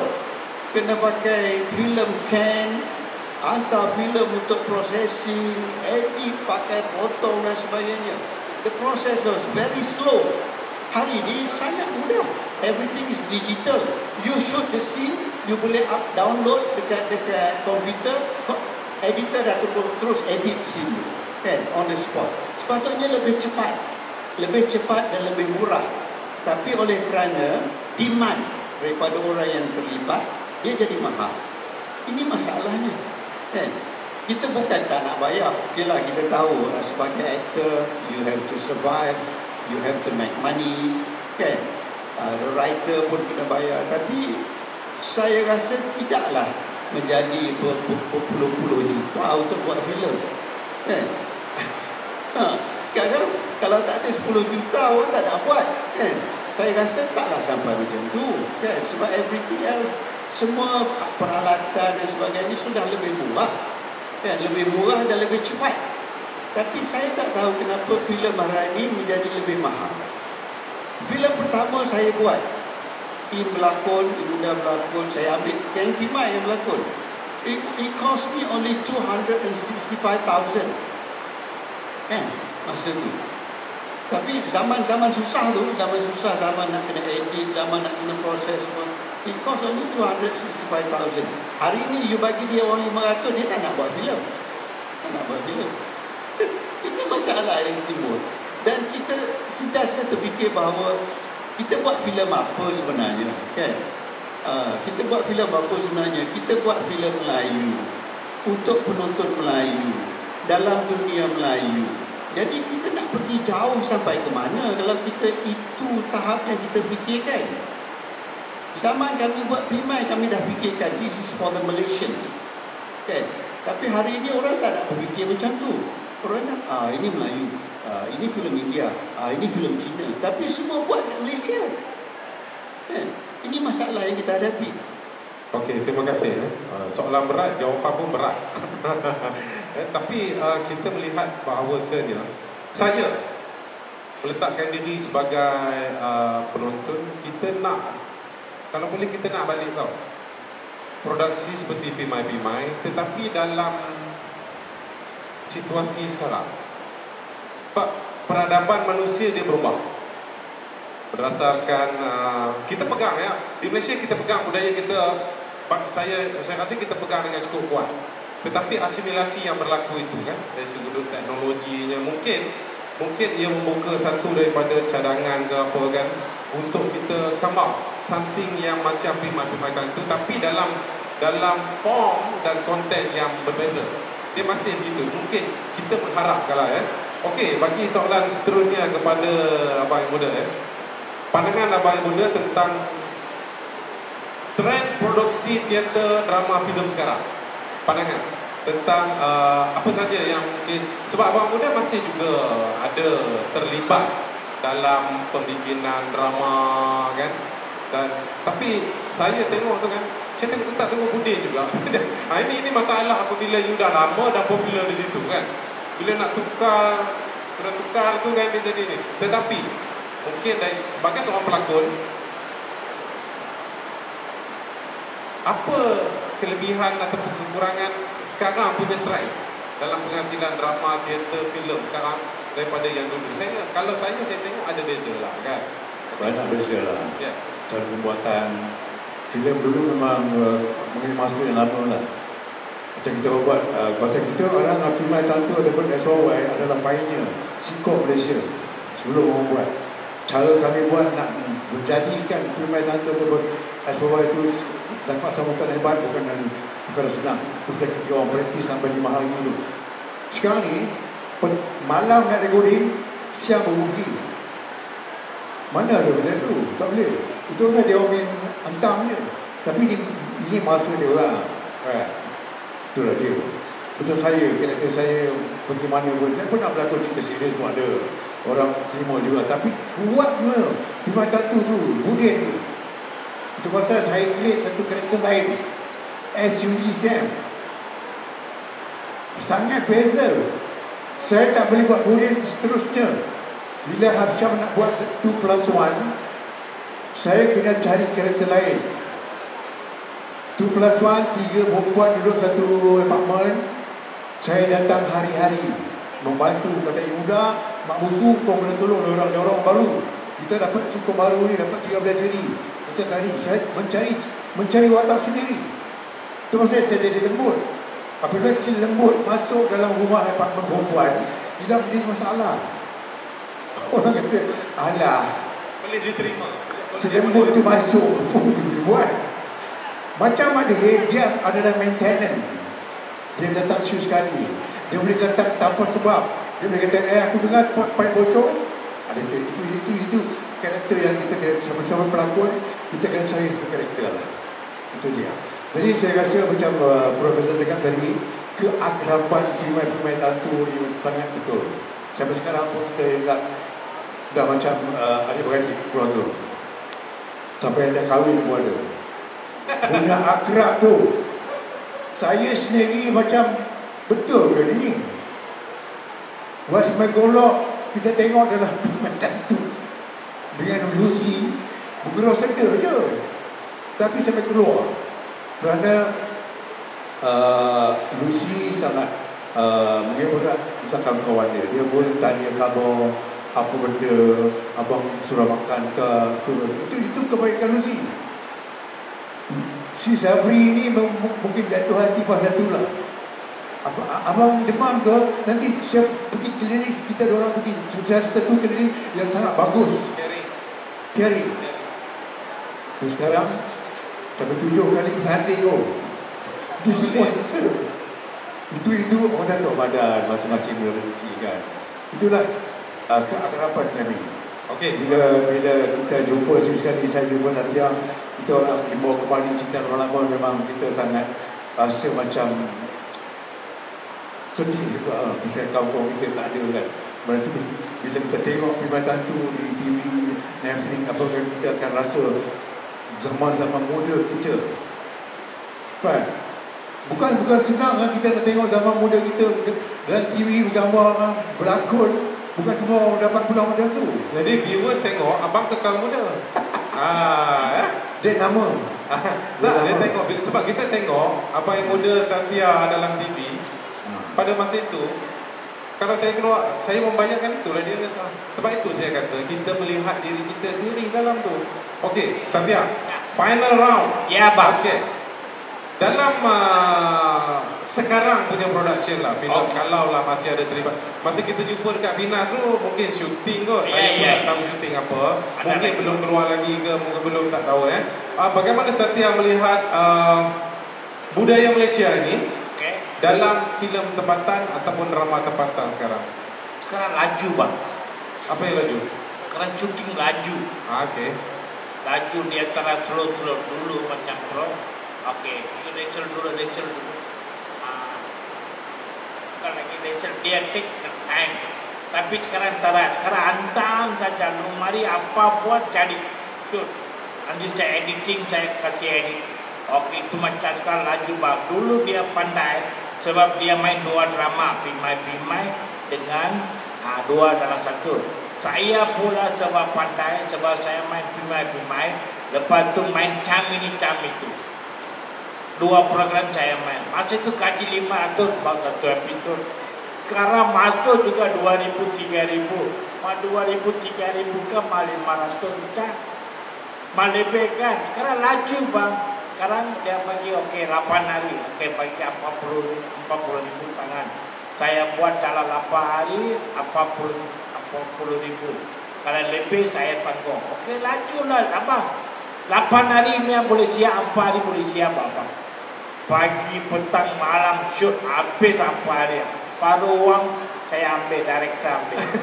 Tapi mungkin sebab bajet, ya pun kita harus menerima keadaan sekarang di mana siapa nak buat produksi rugi kan. Tetapi bantuan daripada misalnya dana daripada Finas, misalnya saya saya sabbatical di Finas selama 9 bulan dan saya mengetahui dia punya mesyuarat, dia punya postmortem dan perbelanjaan yang dikeluarkan. Dana ada membantu. Saya rasa banyak membantu pengusaha-pengusaha filem tempatan dalam menghasilkan produksi. Okey. Kita dah habis round dia, tapi saya tak dapat queue lagi daripada library. So mungkin yang terakhir lah, yang terakhir. Bukan senang kita nak kumpulkan kembali reunion daripada SYY ke Pimai-Pimai ni. Saya pun saya rasa dah berpuluh tahun saya tak jumpa perawatan. Last saya jumpa masa di Istana Budaya, saya rasa kan. Satu lagi mungkin yang menjadi ingatan lah pada saya daripada perawatan sendiri, dia pernah bercakap waktu tu dia mengajar kami teater, drama teater lah. Jadi dia sebut satu filem tau. Kami ni semua diam maklumlah dekat Kuching kan, dekat Unimas, duduk pun sama rahat. Lalu dia kata, "You all ni tak tengok filem ke?" Dia kata. Jadi kami diam je kan. Malu nak cakap sebab Prawata kalau dia buat jokes, muka dia macam ni juga. Jadi kami tak tahu dia ni buat joke ke tidak, nak ketawa ke tidak. Tapi saya mengajar macam tu lah. Student saya dekat sini, dia orang tunggu tau. Ini Dr. Zahuri ni dia buat lawak sebab saya timbul daripada style Prawata mengajar. Kami dulu tu, saya dengan Surjana. Ini Surjana favorite student Hatta Prawata. Kami tunggu buat. Dr. Hatta ni dia buat joke. Jadi kami nak ketawa pun takut kan. Tapi that's it ya. Mungkin bila Prawata tanya kan, "You all tak tengok filem ke?" Lepas tu kan dandan cari motor pergi Kuching, cari tengok panggung wayang tu, apa saja kita tengok. Lepas tu tiap-tiap minggu kita orang pergi tengok. Sebab menonton wayang pada masa itu dan dia membina peradaban. Dia membina peradaban Malaysia. Kalau di Switzerland, di Sweden nak masuk kursus produksi filem ni, dia sesukar nak masuk kursus medik tau. Dia tak semua orang dia terima sebagai student filem. Tapi di Malaysia ni dah tak dapat kursus lain, pergi ambil tari, pergi ambil. Ini pandangan yang kita kena sampaikan. Jadi kata-kata terakhir 2 minit daripada Prof. Hatta apa saja yang ingin disampaikan, sebab kita pun di sini ada pelajar daripada jurusan seni persembahan dan juga kebanyakan 75% daripada kursus di UPSI adalah guru. Guru itu sendiri adalah performer. Saya sebagai guru yang sambung belajar membuat kursus Theatre in Education di UPSI, mendapat feedback yang ramai daripada pelajar kami yang join drama tu, dia memberi nilai tambah kepada profession kita. So kata-kata terakhir daripada Prof. Hatta, anything sir. Baru ni ada seorang wartawan tanya dengan saya perkara yang sama. Saya kata membudayakan seni itu kalau kita tak mulakan daripada sekolah, then it will be very difficult. Kalau kita boleh mulakan daripada sekolah rendah kan, I mean ia adalah sebahagian daripada kehidupan ya. Anda dengar orang menyanyi, dengar orang berzikir dan sebagainya, that's part and parcel of life. Tapi kalau kita ignore, kalau kita tak kisah, kita tak ambil pot, kata orang budak-budak sekarang, susah kita nak berkembang, susah kita nak maju, nak menandingi orang lain. Saya beritahu dengan wartawan tu, saya kata nak memasarkan produk ke luar negara kan, dia perlukan kerjasama banyak pihak. That's the reason why kalau Finas nak buat filem kita, wajah kita dan sebagainya. Kalau tak dapat support daripada Kementerian Luar, Kementerian Perdagangan Antarabangsa, Kementerian Komunikasi dan sebagainya itu, it's very difficult. We just take a look at Korea. Yeah? Saya pernah hadiri festival filem antarabangsa di Tokyo, The Best of Asian Cinema. Saya bawa filem saya, jumpa Gari Negoro, bawa filem pertama dia. Waktu itu tahun 1990, ya. Korea datang bawa filem dia. Dia nak jumpa kami pun dia malu. Dia segan. Kerana filem dia sangat teruk, 1990, ya, sangat teruk. North Korea dan South Korea. North Korea bawa filem masih hitam putih. Tapi you look apa berlaku dengan Korea sekarang. Sekarang dia dah tinggalkan kita jauh ke depan. Bila saya tanya, dia kata we work together. We work together. Semua terlibat. Filem seni adalah agenda negara, kata dia. Kami perkenalkan K-pop, kami perkenalkan K-drama. Sekolah dia, universiti dia dipanggil K-Arts. Ya, K-Arts, University of the Arts in Korea itu disebut sebagai K-Arts.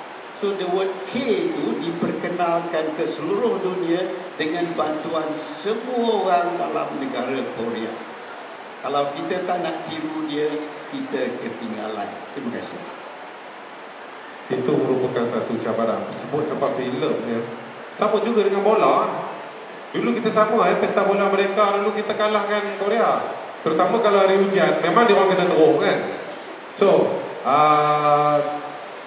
itu pandangan daripada Prof. Dr. Hatta tentang what should we do next? Ya? Apakah kita kena kekal dengan trend kita sekarang ini begini? Maknanya di sinilah kita, di sinilah kita. Okey, Abang yang muda, terakhir 2 minutes, ya. Okey, saya rasa filem-filem tentu sampai sekarang masih relevan, masih orang tengok. Satu ketika dulu filem tentu harus dilihat, mesti tengok setiap rumah.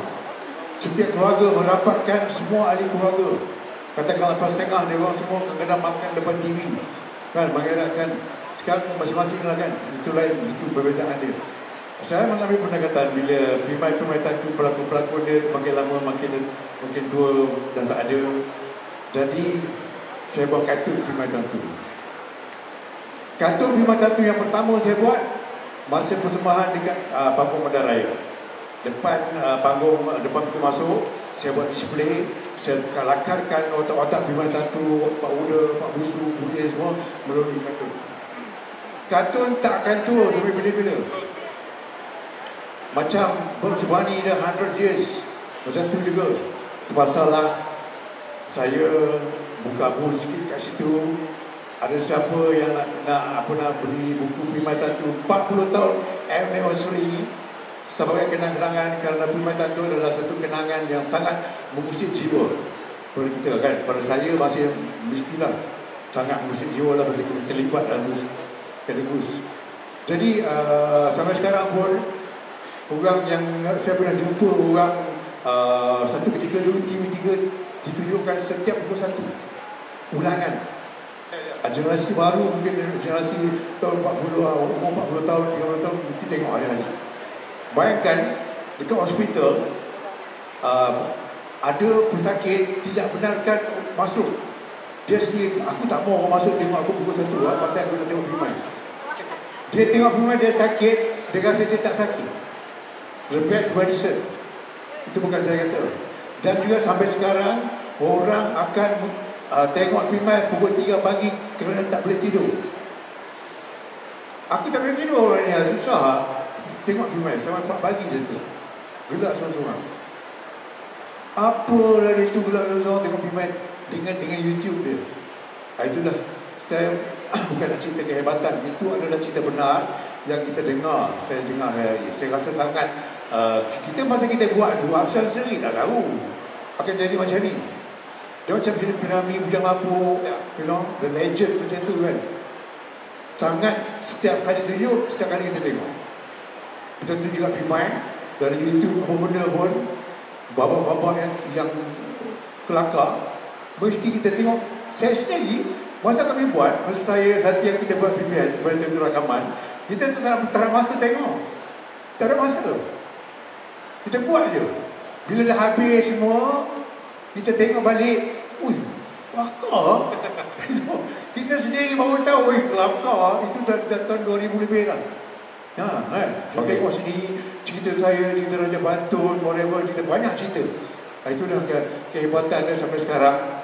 Saya sangat merasa macam satu penghormatan lah bagi kami pelakon, begitu juga dengan penulis skrip, terutama sekali pencipta adalah ini the creator. Kita kena mengucapkan terima kasih kepada creator tu yang mencipta Budin, yang mencipta Pak Muda, Pak Busu, Mak Negeri semua. Bukan senang kan?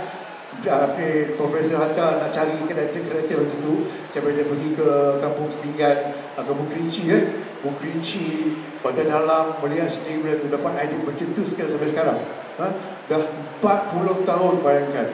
Kita mula pada bulan Disember 1983, sekarang 2023, dah 40 tahun, bayangkan. Bersyukur Alhamdulillah masih ada kenali saya di mana pun orang masih ingat, masih panggil saya Budin, masih panggil dia Rawi, Waspai Golok, nak kahwin dengan Lucy.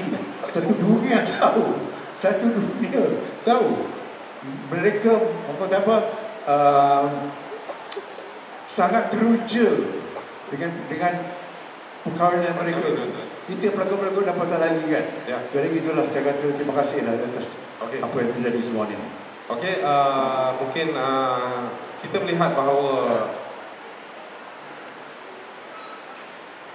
Pimai-Pimai Gantung khasnya kerana ia siri yang paling lama bertahan di Malaysia, dan saya berani katakan di sini tidak ada satu sitcom pun sekarang, apatah lagi sekarang apatah lagi sekarang kita nak tengok sitcom pun dekat TV tak ada. Adalah beberapa pelakon-pelakon baru, tetapi dia punya impact dia tu kan, sebab yang mula buat live recording Pimai-Pimai Gantung lah kan, SYY kan, itu yang mula-mula buat live. Memang betul lah, kita sebenarnya di barat dah dimulakan kan, tapi nak buat dekat Malaysia dengan budaya yang berbeza itu bukan satu perkara yang senang. Yang terakhir Babyface. Yang terakhir, apa pandangan Babyface, apa yang ingin disampaikan dengan penonton, audiens kita. Macam buat show pula ni. Saya lakon 40 tahun. Untuk adik-adik lakon, jangan malu. Be open mind, cakap saja. Jumpa dia orang macam saya punya kakak, ini saya punya adik, ini saya punya auntie, sini ini macam family lah. Depan family kita tak malu lakonkan, lakon saja. Kalau mau lakon, all the best to you all. Okay, Abang, all the best to them and to you. To you. Ya. Saya rasa kita dah sampai ke penghujungnya, dah sampai ke 4. I do not know whether we have question and answer. We have question and answer. Tapi saya akan pulangkan kepada dia. Jadi bagi pihak UPSI sebagai wakil moderator pada petang ini, saya ingin merakamkan ucapan jutaan terima kasih. Pertama kerana kesudian datang berkongsi, ya. Bukan senang kita nak ambil masa orang-orang macam ni kan, kepada Prof. Dr. Hatta Azhar secara peribadinya guru drama dan teater saya yang pertama 1994-1998 saya di sana ya. Dan bukan nak cerita pasal saya lah, tetapi elemen drama dan teater itu bagi saya pernah mengusulkan supaya ia menjadi kursus universiti kepada kursus-kursus pendidikan. Kerana kalau kita tengok generasi guru yang ada 400,000 lebih sekarang ni, apakah semuanya dapat perform? Kalau kita mengajar kelas A, apakah metodnya sama dengan kita mengajar kelas yang lain? Dia berbeza. Jadi kalau ada kemahiran drama, teater ini, dia mampu membentuk diri kita melakukan pelbagai improvisasi dalam pengajaran dan pendidikan. Sebab itu di sini saya bangunkan dulu, dan sekarang ni alhamdulillah dikembangkan oleh Fakulti Muzik dan Seni Persembahan, iaitu tajuknya Theatre in Education. Ya, ada sampai sekarang ya.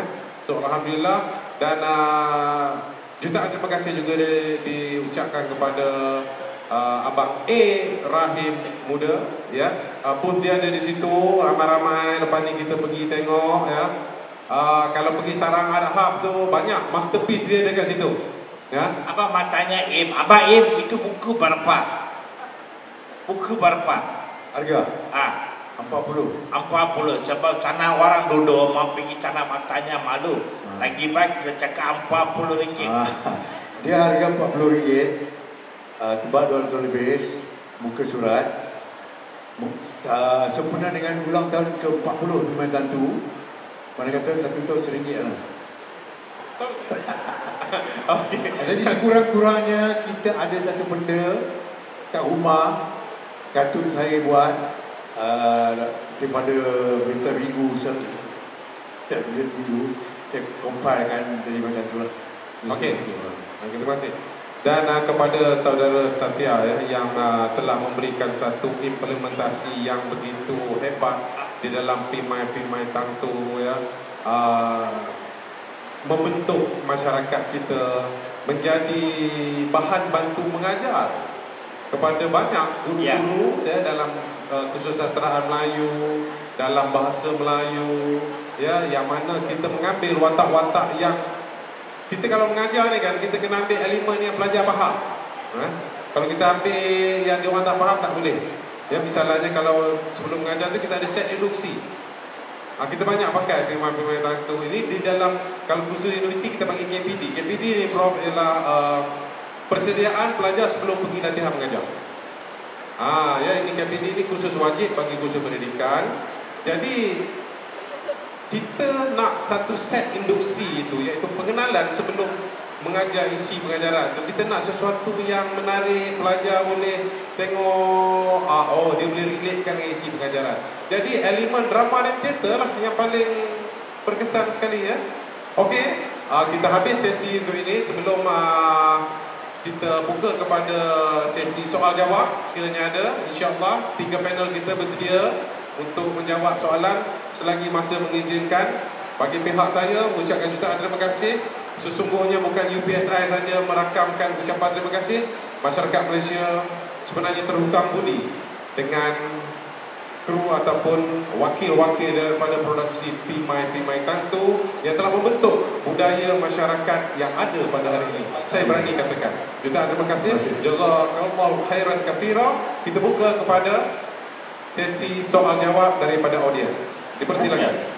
Assalamualaikum warahmatullahi wabarakatuh dan selamat petang. Nama saya Nurul Edrana Syafina daripada Fakulti Bahasa dan Komunikasi yang mengambil ijazah sarjana muda Pendidikan Bahasa Melayu dengan Kepujian. Sekarang kami berada di semester 7 dan kami salah satu subjek major yang wajib adalah analisis wacana bahasa Melayu.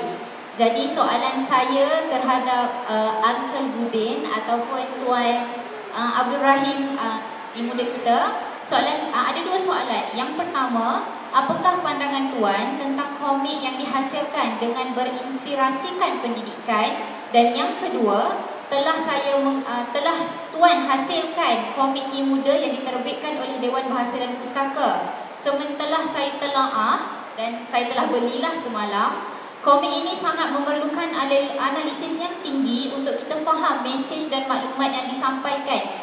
Jadi bagaimanakah Tuan terinspirasi untuk komik ini? Itu sahajalah 2 soalan daripada saya yang insya-Allah kami akan gunakan sebagai salah satu sumber utama untuk assignment kami pada semester ini. Sekian, terima kasih. InsyaAllah, terima kasih. Dan last sekali terima kasih. Okey, inspirasi saya, ilham untuk mendapatkan komik Pimai-Pimai Tantu tu bila saya mulanya dipentaskan di Dewan Panggung Bandaraya di Kuala Lumpur. Saya cuma beritahu Mio, ni cerita komedi. Aku buat kartun boleh tak? Kat display depan tu, dia kata, hang buatlah apa pun. Jadi saya mencipta, lukis karakter-karakter Fauda dan juga semua karakter-karakter yang ada. Jadi apabila lama kelamaan saya apply dekat Berita Minggu untuk satu kolom setiap minggu. Tajuk dia Pimai-Pimai Tantu. Saya tulis ciptaan untuk Azhar Khan, lukisan saya buat. Kerana saya rasa bila sesuatu benda tu dah menjadi famous kan, Begitu juga dengan di Amerika atau di UK, di mana sana di Euro, mereka akan buat kartun setiap karakter yang berjaya, yang popular. Saya cuba saja. Apabila mendapat sambutan, seterusnya saya teruskanlah. Cuma saya tahu saya sama juga macam penulis skrip. Saya tahu karakter Budi, karakter Rawi, Wasmagoro, Mak Degi. Jadi saya faham karakter mereka. Saya ciptakan sebagai jadi kartun. Itu dia. Okey, untuk majalah video saya. Okey, ini adalah koreksi daripada majalah Dewan Belajar muda ni. Dua karakter iaitu D dan P dan apa nama satu lagi? Batu kan? Mu'anas kan? Okey. Orang Batu tu tidak ada dialog. Dan tidak ada dialog, bukan senang nak buat satu kartun yang tidak ada dialog. Pasal apa? Kita kena tahu, pembaca akan tengok, akan tahu, akan faham, akan ketawa. Bukan senang Saya mendapat ilham daripada Studio Aragons, pelukis Mexico daripada Man. Di kartun ni tidak ada dialog, tapi bila kita tengok sampai habis, kita tahu berdekah-dekah. Jadi itu semua yang saya dapat daripada dia. Saya cuba macam tu. Jadi apabila saya buat Yoshimura, tak ada dialog, jadi mereka tak seronok. First print saya buat tak ada dialog. Jadi mereka kata, mana ada dialog? Tak ada. Saya kata, kau beli buku ni, kau boleh color, warnakan semua. Okey, boleh. Bila saya akan dialog, seronok membaca. Jadi biasanya kartun Primayan dengan kartun Didapi adalah khas untuk kanak-kanak. Itu kena bezakan. Penerimaan kanak-kanak, kartun kanak-kanak kan. Dia punya akal fikiran dia, penerimaan dia kan. Bukan senang kan kita nak jadi kanak-kanak balik untuk buat kartun macam tu. Kalau Primayan tentu memanglah saya dah biasa dah dengan apa nama keadaan sekeliling. Kadang terlibat dalam kita sendiri kan. Itu bezanya. Kartun Primayan tentu dan kartun Didapi. Itu dia. Okey? Faham? Itu dia. Jadi saya harap siapa? Saudari ini jadikan kartun yang saya buat untuk sekurang-kurangnya orang memberi mesej pendidikan ataupun tak secara langsung kepada anak-anak semua supaya suka membaca. Kan? Itu yang penting. Dan sekarang ni pesta buku di mana-mana pun, terutama dekat Kuala Lumpur, pesta buku antarabangsa pun dipenuhi oleh orang ramai. Orang masih lagi baca buku. Itu yang saya rasa macam, walaupun kita ada apa nama gadget, senang dapat mana-mana pun pergi kan. Saya kata, susah. Kerana kebanyakan syarikat yang buat komik gila-gila, hujang, beberapa hati maksudnya dah tutup dah. Orang tak baca dah. Kerana komik-komik daripada import, daripada Jepun, daripada Hong Kong ditranslate ke bahasa Melayu, dan lukisan mereka lagi cantik, lagi cute. Macam Doraemon semua kan. Budak-budak suka baca. Dengan cerita-cerita lawan pedang semua itu jadi halangan ataupun apa nama mencantas kartun-kartun Melayu yang dibuat untuk komik. Jadi sekarang ni saya pun merasa risau juga macam boleh ke saya buat kartun Primayan Tantu, kerana Primayan Tantu dah lama dah habis, dah tamat tahun 2000. Sekarang dah berapa tahun kan. Orang akan ingatkan lupa. Jadi alhamdulillah saya umur 40 tahun itu menjadikan satu legenda ataupun memori kepada semua pembaca-baca dan Primayan Tantu untuk melihat kembali cerita. Kita, selain daripada kita tengok video dan juga YouTube di mana-mana, jadi bila ada komik, dia punya pandangan lain pula. Kan? Kita suruh 40 tahun, minggu depan 41 tahun. Kalau kita tak boleh 40 tahun anniversary itu, orang tanya, bila Primayan Tantu mula? Asyik bertanya, kita tanya, kita jawab. Kan? Cuma orang yang tahu je lah, orang yang lama. Jadi usaha mengenai pendekatan itu membuat buku ni supaya peminat-peminat Primayan Tantu yang umur 30 tahun ke atas akan simpan satu memori ataupun satu benda yang menjadi kenangan bagi kita semua. Terima kasih. Okey, terima kasih. Saudara A. Rahim ya adik ya. Panjang sangat lah bang. Panjang sangat. Itu pun dah diringkaskan tu. Boring lah bang. Okey, kita ada satu soalan lagi ya daripada saudara. Silakan. Assalamualaikum warahmatullahi wabarakatuh. Waalaikumsalam. Nama saya Razi Syafi'i. Saya adalah seorang penulis dan sedikit sebanyak saya mengamati juga perkembangan budaya. Tadi Prof. Dr. Hatta bercakap tentang bagaimana pada tahun 1990 itu pembuat filem Korea malu bawa hasilnya, tapi sekarang mereka sudah begitu jauh hadapan. Jadi soalan saya begini ya, kalau Prof diberi peluang untuk membuat satu maybe 5-year plan atau 10-year plan, tadi Prof cakap antara faktor yang menyebabkan dia maju tadi sebab dia dapat bekerjasama semua department daripada kementerian gini-gini bekerjasama. Okey, itu satu faktor. Tapi konten juga kalau Prof diberi peluang untuk merangka 5-year plan, 10-year plan untuk catch up untuk catch up lah kan, maksudnya ada satu target nak catch up. Bagaimana Prof akan menyusunnya, what sort of content untuk ke depan? Macam contoh Korea tu, dia start dulu saya tak ingat sangat apa Pulau Nami lah dia bawa benda daripada pulau tu lah jadi macam-macam kan. Saya tak ingat tajuk lah, saya pun tengok saya Korea, tapi maksudnya dia ada satu konten, dia ada konten K-pop dengan tarian dia, dengan rupa dia punya style. So kalau kita nak upkan Malaysia punya ni dalam 5 years, 10 years, apa yang Prof akan merancang? Itu soalan saya. Assalamualaikum. Okey, terima kasih. Yang tadi soalan ini juga dikenali sebagai Merah Sidu. Ini penulis dan juga banyak membuat event-event berkenaan dengan peradaban Melayu kita ya, insya-Allah. So soalan kepada Prof Hatta. Saya sampai hari ini pun saya belajar daripada orang lain. Salah satu guru saya ialah filem-filem Tamil. Filem Tamil. Saya banyak menonton filem Tamil. Saya kenal ramai pelakonnya. Saya dapati mereka sangat jujur.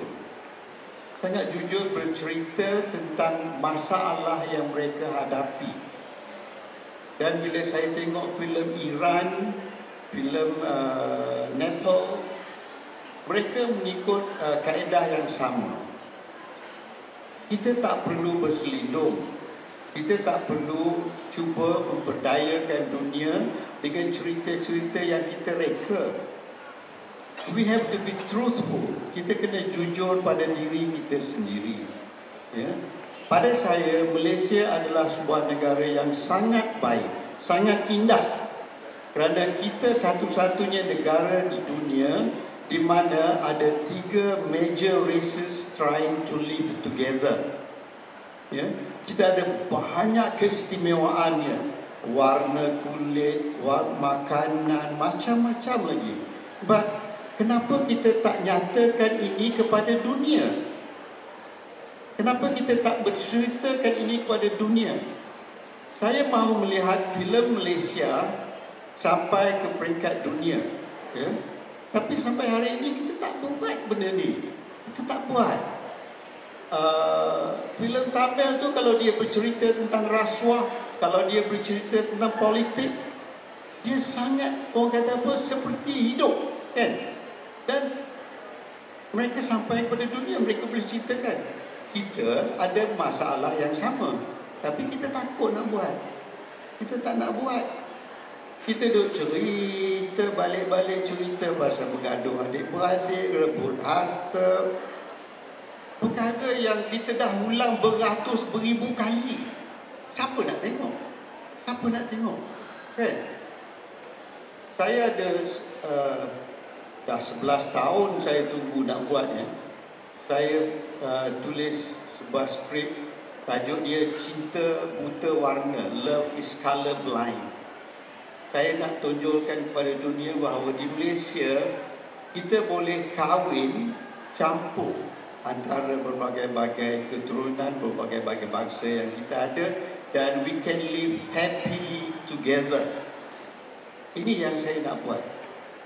Tapi sampai hari ini saya belum dapat apa nama producer yang bersetuju dan sebagainya. Dia tengok, dia kata ini filem apa ni, ada Cina, Melayu, India, semua Iban semua ada ni. Filem apa? Dia kata siapa nak tengok ni, kata dia. Dia tak nampak benda tu. Saya kata no, I'm not showing just to the Malaysian. I want to show to the world that this is what we have. Ini yang kita hidup, ini kehidupan kita. Tapi kita tak nak buat. Kita tak nak secara jujur bercerita. Itu masalah yang kita hadapi. Terima kasih atas jawapan itu. Sebagaimana yang saya katakan tadi lah Prof. The truth is bitter. Orang ingat nak buat filem, nak macam mana nak jual dapat untung, okey lah. Tapi kita tidak mungkin, we never aim at the sky. We never aim at the sky. If we aim at the sky and then fall at the mountain, we still at the top, at least. Dan ini kita nak beat dengan filem-filem Thailand pun sesak, nak beat dengan filem-filem Indonesia pun sesak. Dan mungkin saya rasa kita dah sampai ke penghujungnya. Ada satu soalan lagi mungkin kalau ada. Ya, satu soalan terakhir ya penganjur. Boleh mengurusi? Satu soalan terakhir ya. Okey, dipersilakan. Bismillahirrahmanirrahim. Baik, Assalamualaikum kepada panel-panel dan moderator. Okey, saya Muhammad Haziq Nazmi bin Muhammad Hidayat daripada Fakulti Bahasa dan Komunikasi, Ijazah Sarjana Muda Komunikasi Sosial dan seorang DJ radio untuk UPSI iaitu TM Fest Live. So, saya nak tanya dengan Abang Satya kita daripada RTM radio ke betul industri seni. Boleh tak bagi sedikit tips untuk kami sesiapa yang berminat dalam bidang-bidang seni, saya dan mungkin rakan-rakan saya daripada radio ke industri seni. Mungkin bagi sedikit kata-kata semangat untuk kita. Adik, radio banyak senang, pakai skrip. Tak nampak, kita cakap saja boleh nak skrip depan, kita cakap. Tapi TV tak ada skrip, kena hafal. Tapi sebelum kita lakukan, kita kena jujur. Kena jujur, produksinya dengan director. Producer bayar wang, director dia direct. Dia dua orang kena respect. So dia cakap call time pukul 7, kalau boleh lah saya minta, Satya minta, adik pergi 6:30 cukup. Jangan lebih 1 minit. Walaupun sampai sana pukul 6 tapi recording pukul 7, tapi kadang-kadang dia shoot malam 10 dia shoot adik. Abang tunggu. Itu tak apa, itu bukan salah dia orang. Dia orang panggil 7, itu yang penting kita pergi sana. Produksi kita kena jujur. Kita betul-betul lakon, boleh pergi cakap, awak tahu cakap, saya tahu cakap. Apa nama kamu? Apa nama saya? Sudah tahu. Apa tara susah macam senang Malaysia bayar senang lakon. Tara susahnya. Kalau tara Satya, SSA, Dieta, Satya, habis. Baca hantam saja, don't worry, be happy. Enjoy macam, okay? Okay. Terima kasih kepada tiga-tiga orang ahli panel. We were so lucky that every question is come forward to the each panel. Setiap panel dapat berkongsi, dapat menjawab selain daripada pengalaman dan juga 3 round, 3 pusingan tadi. Saya memberi peluang kepada mereka untuk menyampaikan kritikan, menyampaikan pendapat, dan ini bukanlah sesuatu perkara yang mudah untuk kita berlaku dalam ini. Jadi sekali lagi kita ucapkan jutaan terima kasih kepada ketiga-tiga panel dan saya serahkan kembali majlis kepada pengerusi. Sekian. Baik, terima kasih Tuan Zahrin. Baik, seterusnya saya mohon ahli panel dan juga moderator untuk terus kekal di atas pentas. Dan seterusnya saya ingin mempersilakan Encik Nuriha Muhammad, Ketua Pustakawan, untuk naik ke pentas bagi menyampaikan cenderamata kepada moderator dan juga panelis kita. Dipersilakan. Okey, kita bawakan cenderamata. Baik, majlis dengan hormatnya ingin mempersilakan. Okey, kita berikan kepada Encik, kita sampaikan kepada Encik Satya Priyasami terlebih dahulu.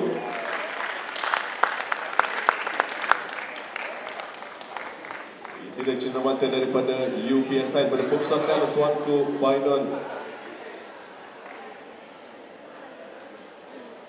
Encik Nuriha Muhammad, Ketua Pustakawan, menyampaikan cenderamata kepada Encik Satya Priyasami. Kita beri tepukan.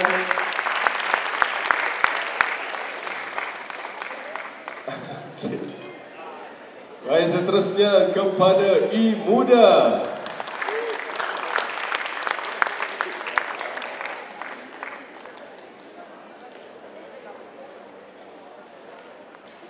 Baik, terima kasih seterusnya kepada Profesor Dr. Muhammad Hatta Azhar.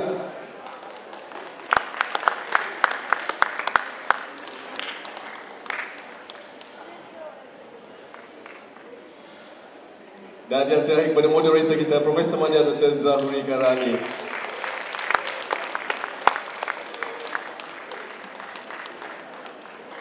Okey, kita ada grup foto di atas pentas bersama dengan Cik Norian dan juga barisan jawatankuasa daripada perpustakaan.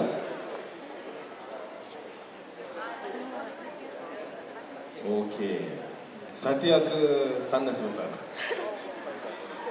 Kita ambil je. Juga barisan ahli jawatankuasa daripada PTB. Perpustakaan Tunku Bahagian untuk bersedia untuk sesi fotografi.